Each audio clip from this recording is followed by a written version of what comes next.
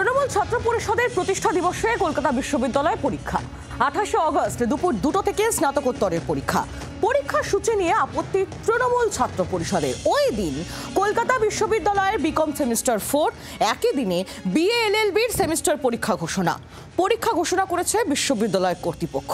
যদিও রাজনৈতিক উদ্দেশ্য প্রণোদিত বলে দাবি টিএমসিপির।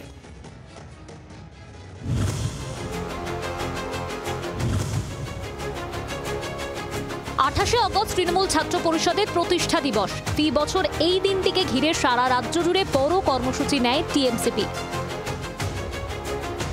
ঘটনাচক্রে সেদিনই বিকম সেমিস্টার 4 এবং বিএ এলএলবি সেমিস্টার 4-এর পরীক্ষা সূচির ঘোষণা করেছে কলকাতা বিশ্ববিদ্যালয় কর্তৃপক্ষ।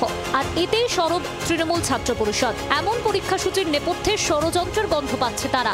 এই উপাচার্য, ইল্লিগাল উপাচার্য, ইনি দীর্ঘদিন ধরে তৃণমূল ছাত্র পরিষদকে আক্রমণ করে আসছেন এবং মূলত 28 আগস্টকে কেন্দ্র করেই পরীক্ষার ডেটটা ফেলা হয়েছে, যাতে সাধারণ ছাত্রছাত্রী বিভ্রান্ত হয় এবং সমস্যার সম্মুখীন হয় এক্সামিনেশন সেন্টারে যাওয়ার ক্ষেত্রে। তৃণমূল ছাত্র পরিষদকেই আক্রমণ করে এই উপাচার্য কাজ করে যাচ্ছেন। ওনার অবিলম্বে পদত্যাগ করে এক হাতে সিপিএম এর পতাকা আর এক হাতে বিজেপির পতাকা নিয়ে দাঁড়ানো উচিত। দিল্লির ইশারায় এবং সিবি আনন্দ বোসের ইশারায় এই কাজগুলো তিনি করে যাচ্ছেন। তৃণমূল ছাত্র পরিষদের অভিযোগ, এটি কোনো সাধারণ একাডেমিক সিদ্ধান্ত নয়। এটি স্পষ্ট করে দেয় ছাত্রছাত্রীদের গণতান্ত্রিক অধিকারে বাধা দেওয়া। দিল্লির ইশারায় চলা এক রাজনৈতিক অভিসন্ধি। পরীক্ষার দিন বদলের আর্জি নিয়ে কলকাতা বিশ্ববিদ্যালয়ের ভারপ্রাপ্ত উপাচার্যকে মেইল করেছে তৃণমূল ছাত্র পরিষদ। তবে বিশ্ববিদ্যালয়ের ভারপ্রাপ্ত উপাচার্য টিএমসিপির তোলা অভিযোগ খারিজ করে দিয়েছেন। পাশাপাশি জানিয়েছেন নির্ধারিত দিনেই পরীক্ষা হবে। এটা আমার কাছে একবারে সম্পূর্ণ ভিত্তিহীন, অযৌক্তিক অভিযোগ।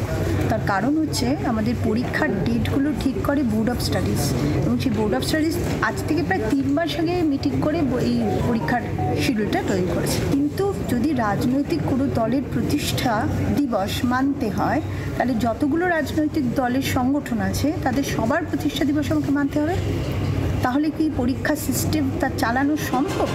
কলকাতা বিশ্ববিদ্যালয়ের পরীক্ষা সূচি নিয়ে তৃণমূলের আপত্তিতে কটাক্ষ এসএফআই-এর। দাদাগিরির বহিঃপ্রকাশ কলকাতা বিশ্ববিদ্যালয়ের 28 আগস্টের পরীক্ষা বানচাল করবার যে শুরু করলো যে প্রক্রিয়াটা, এই দাদাগিরিরই বহিঃপ্রকাশ। এই দাদাগিরিটাকে বন্ধ করার জন্য গোটা রাজ্যের ছাত্রছাত্রীরা ঐক্যবদ্ধ হচ্ছে। কলকাতা বিশ্ববিদ্যালয়ের ছাত্রছাত্রীরাও এই দাদাগিরির জবাব দেবে।